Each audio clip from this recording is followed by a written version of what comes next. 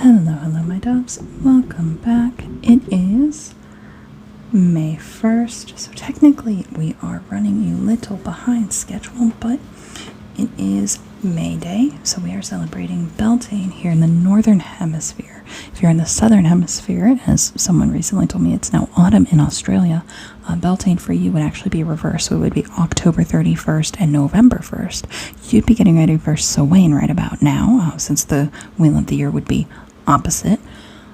So, in honor of Beltane being a holiday of fire, springtime, celebrating the union of the god and the goddess again through the wheel of the year, we are going to attempt to make a flower crown.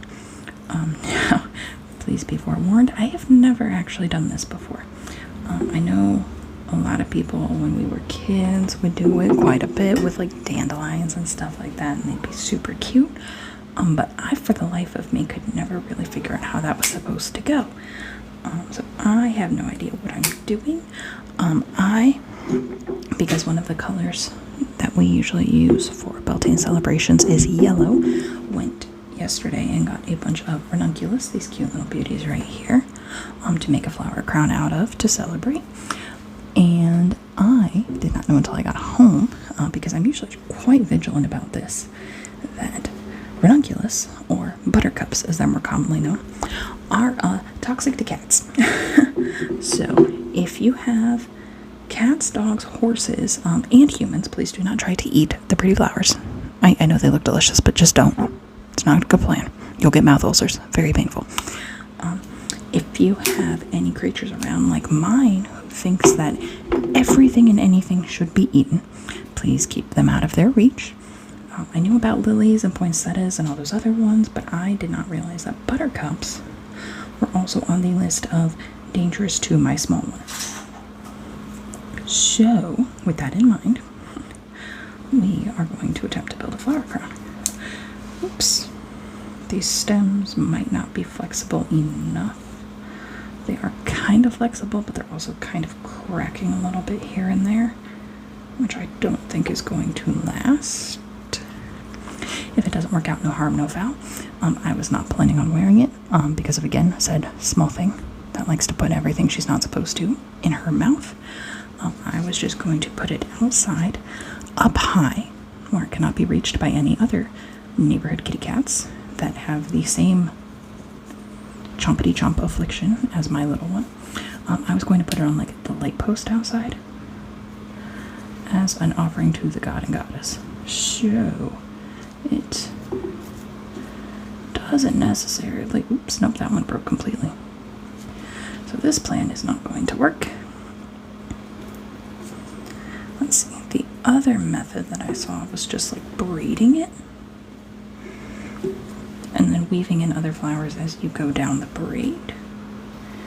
So let me try undoing these.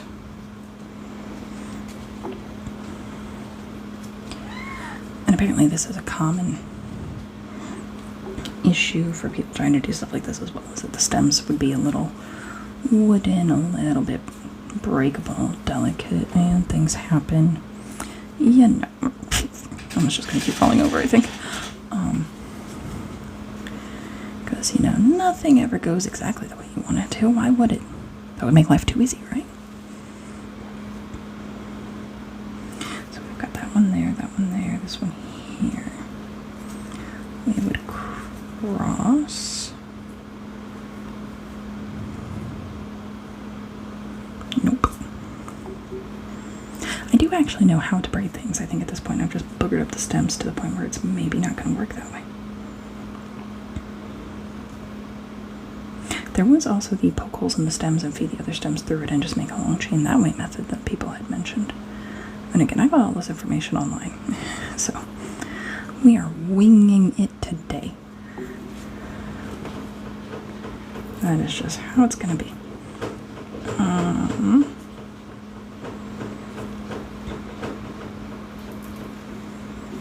Can I just kind of keep popping it in a couple places?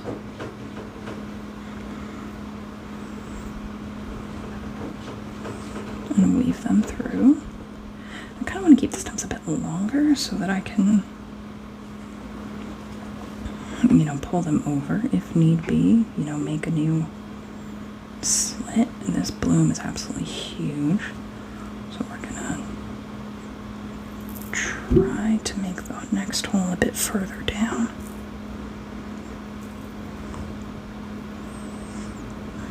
If I can kind of pinch it open. Whoops. Well, that halfway worked as planned. But there we go. Grab another flower out of the... Yes, I know it's not a vase. It is a thermos. I don't have flower bases because, again, the aforementioned small monster does not let me have flowers. The first time, when she was a kitten, that I tried to bring flowers home from the neighbor's lilac bush, they were so gracious to grant me a bunch of lilacs. I brought them home, put them in a cute little jar, and within about 10 minutes, she had yanked the entire bundle out of the jar and was dragging it across the house. And she was so small when she was a kitten. She's barely a full-sized adult cat at this point, but she was just this teeny tiny itty little 3-4 pound monster dragging this clump of flowers that honestly was bigger than her across the floor. And I was just dying laughing while I was chasing her around trying to get them back, because I was like, no, I just got those were a gift, please bring it back. And she just would not let up. She took off. She is a gremlin of the highest order, and as you all know, as much as I talk about her, I love her to death, but sometimes the things that she does just absolutely flabbergast me. And I'm like, this is my cat. This is what the universe saw fit to grant me. Okay, because the cat distribution system, it works wonders. And she picked me. But there's a lot to be said about that little munchkin. But like I said, these are yellow because that's one of the usual colors of celebrating Beltane. And if I'm saying that wrong, I truly apologize. Usually I try to look up any pronunciations that might be more regional than others, like Samhain instead of Samhain, as people call it. It's Samhain. I did not see anything specific for Beltane, probably because there's 3 or 4 different spellings of it based on if you're Scottish, Irish, Welsh.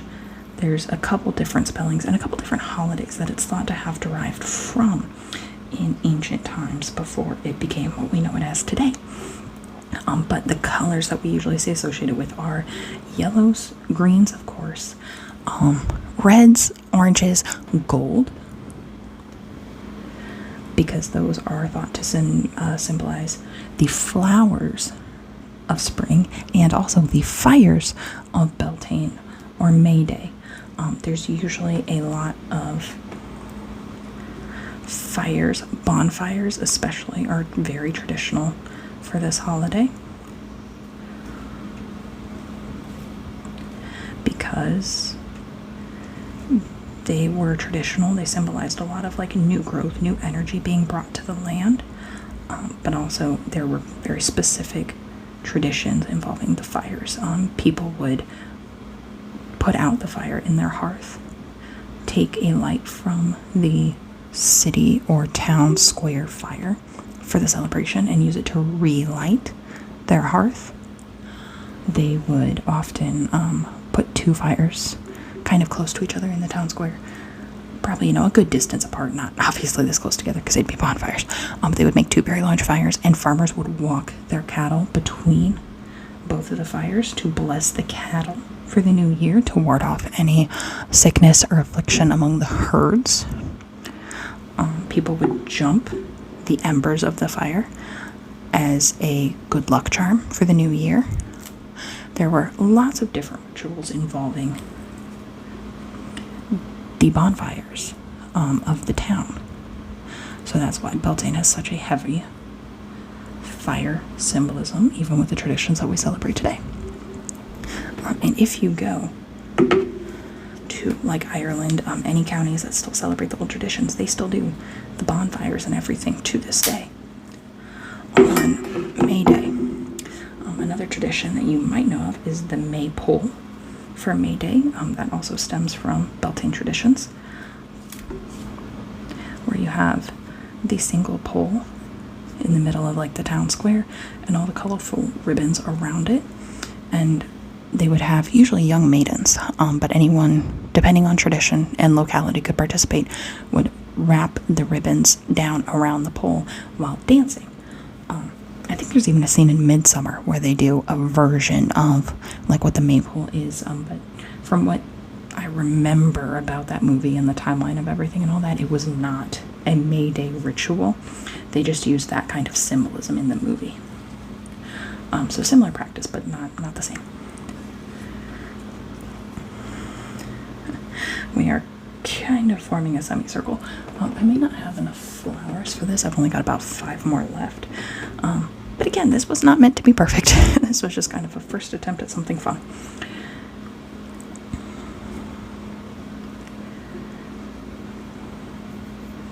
But yes, and from a pagan, Wiccan, ritualistic aspect, it is a celebration of, again, the god and goddess finding their ways to each other at the start of spring and renewing their bond.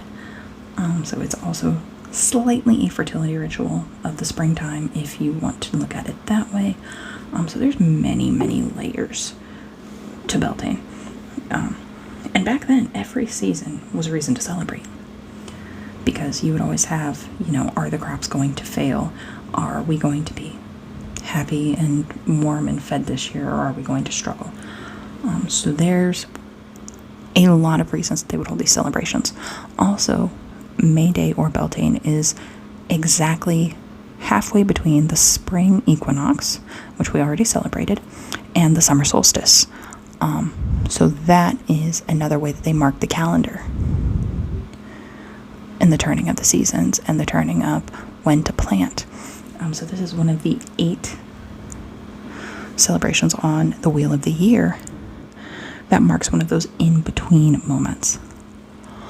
And just like Samhain is thought to weaken the veil between the living and the dead and allow spirits to come back to earth, Beltane is thought to open the line, not for spirits, but to open the portal between, or weaken the veil, I should say, between our universe and the Fae, or fairy folk, to be able to come into our world and influence things a little bit more. Now, there's a lot of reasons that they thought that, because of, springtime, nature, the heavy symbolism there, the precocious and often trickstery nature of the Fae, and, getting their blood up and all that, as you would in the springtime, getting the gumption up. But there's also some problems with those kind of myths and everything. As we know now, the changeling myths and all that, they probably were started in good faith based on what they knew of the world, but there's a lot of people that now surmise that when they were talking about potential changeling children and all this, they were actually kind of coded accidentally, because they didn't understand mental health back then, but for autistic children. This one's a bit strange, but does a good job with the sheep, so we don't bother him, that kind of thing. But a lot of those legends and stuff were based off of what they knew of the world and unexplainable things that they tried to come up with answers for that made sense for where they were and where they lived. So if you're trying to communicate with Fae or open your world up in that aspect, this is the time. Now, traditionally, and again, like I said, I'm a day late. Traditionally, Beltane is celebrated from April 30th at sundown to May 1st at sundown. So I'm a couple hours late for my time zone. But, stuff happens, life happens, work got absolutely nuts again. It happens. Can't do anything about that. And I didn't really have a whole lot planned because I've just been behind this year on planning stuff. But we're here now, and that's all that matters.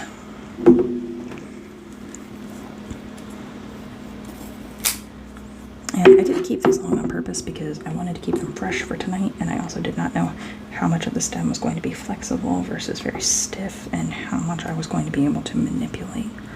So I did keep the stems of the flowers kind of long. Also, just in case I had to go with this method, the like poking, stabbing, braiding-ish method. I don't really know what to call this method. I chose violence as I always do. We'll just go with that. I wonder if I can also open this one up in the middle here, make a smaller slit for this little guy that got broken earlier.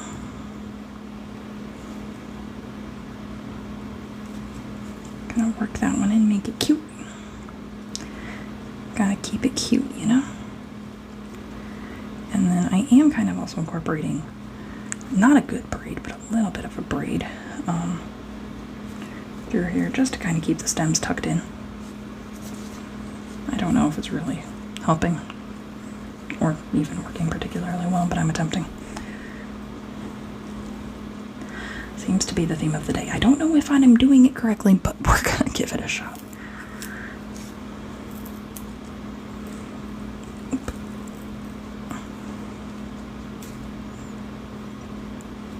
There we go.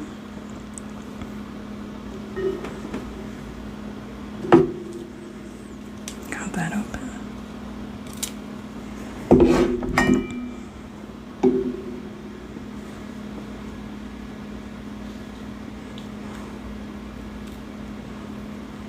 And I think if you wanted to do something that you could hold on to, make a permanent offer on your altar out of, or just something that you wanted to wear and keep for fun, you totally could do this with fake flowers.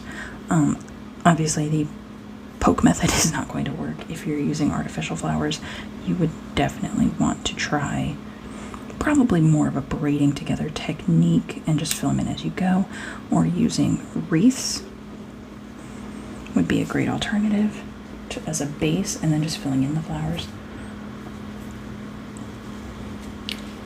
And I think I'm just going to call it here, because again, a human is not meant to be wearing this one. So I'm going to try, oopsie, to braid this through here to complete the loop.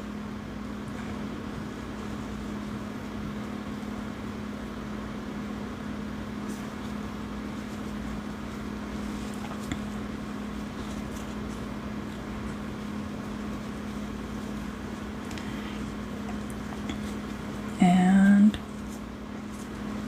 it is a very small circle, but it is a circle nonetheless. I am slightly proud of myself because I did what I said I was going to do. It did not turn out well, but you know, not everything is going to be absolutely stellar and a 5-star hit. Yeah, so there we go. Lesson learned. Buttercups or ranunculus, these little bad boys right here, are toxic to cats and dogs, so don't let your pets get a hold of them. Also, do not put them in your mouth.